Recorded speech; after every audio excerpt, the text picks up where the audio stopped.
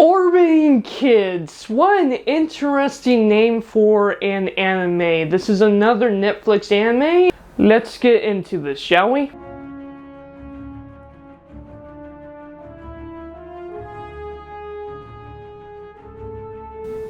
Hello guys and welcome back. Welcome back to Dylan's Little Hobbies.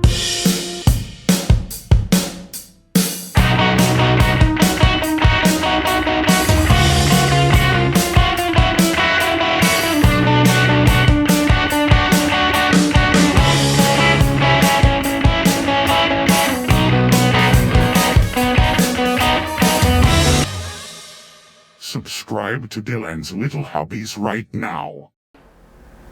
Alright, so this is another Netflix anime, which is, I actually really like it, but you kinda have to have a certain taste for this kind of anime. I really like space exploration and sci-fi stuff, like Lost in Space or Another Life. Actually, Netflix has a lot of really great, unusual space shows that I really enjoy. Some of them are remakes of old space shows, and I'm not even kidding, fantastic with the stories. I really enjoy kind of the sci-fi aspects of, I've read a bunch of old sci-fi books and like The Time Machine and just a whole bunch of other stuff like Aliens. There's some really great sci-fi stories, but you kind of have to like that kind of thing to, you have to be into it. So this anime definitely, I wouldn't say is for everybody, but I would recommend this to anybody who would kind of be interested in that kind of space exploration, kind of sci-fi, kind of storytelling about something that you clearly just wouldn't understand normally, and it's really interesting to think about. That's what kind of is going on in this anime, and I really did enjoy it. So, Orbiting Kids, what is it about? So, imagine kids being born in space. Literally, kids being born in space. They're not Earthlings, they're spacelings. They literally grew up in space. Now, unfortunately, because of the human body, we're not exactly made to be in space.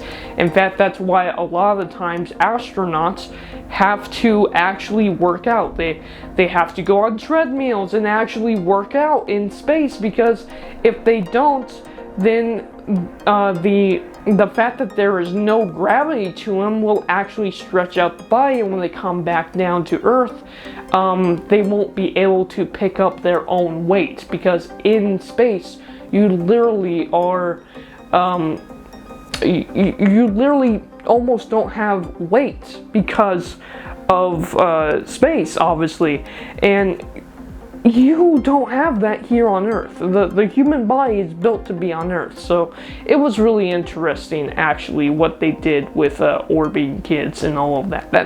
I really like that kind of stuff. So we start out with this character called, and I'm sorry if I butchered the names, I am never good with Japanese names, so my apologies. But we start out with the character of Toya, and Toya, I can't pronounce that name right, my apologies, even though I heard it at least 100 times on the show, I can just not pronounce it. But Toya, lives in space, and he's a young boy, and he's kind of into, himself. He doesn't really want to be bothered, but of course, they are wanting Toya and Konoha, this other girl that actually was born on the moon, to come back to Earth. They don't want to come back to Earth, and Toya was even thinking, Earth is weird, Earthlings are a nuisance, plus, it's kind of that young kid thing where you just don't know if people are ever gonna like you. You don't want to go to a totally different world, and it's very relatable to new kids of schools, it's very comparable to that. new kids, you're in a new school, you're in a new environment, you don't have any friends, you want to make friends, but what if no one likes you, you know? And that's kind of what Toya is kind of worried about. And he thinks Earthlings are all terrible, and you know what? He just wants them all to die.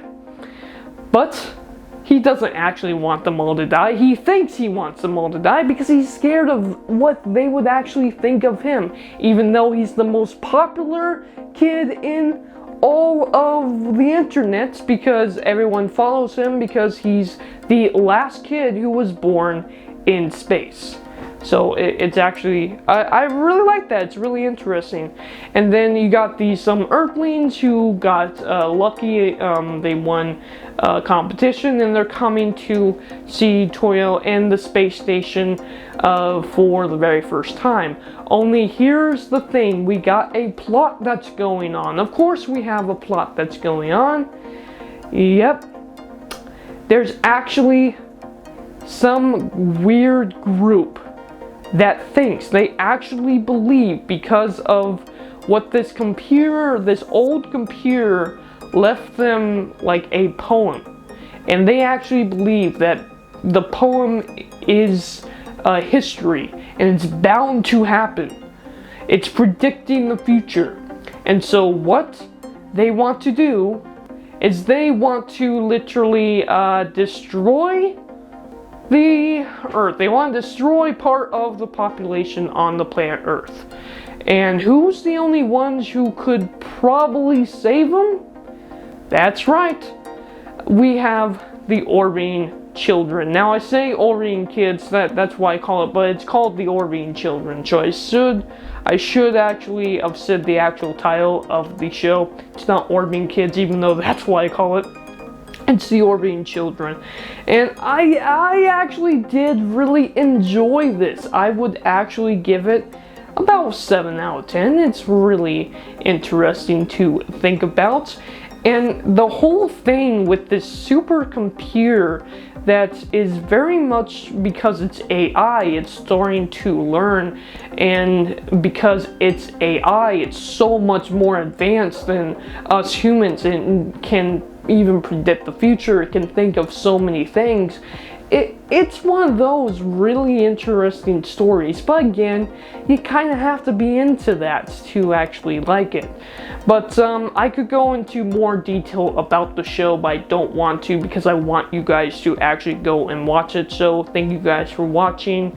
Let me know down in the comments below your thoughts about the Orvine children, aka I'm gonna call it the Orvine kids, because I don't know, that just sounds better to me. I'm American. But I really enjoyed that. And it's on Netflix if you want to watch it. It is a pretty interesting tale, let me tell you. But like, even there's at some points, you know, I really enjoy science and learning all that, but there's even a point where sci-fi and even I'm like, oh wow, that's a bit complicated. Yeah, moving on. Thank you guys for watching, and let me know your thoughts down in the comments below, and I am out. Bye.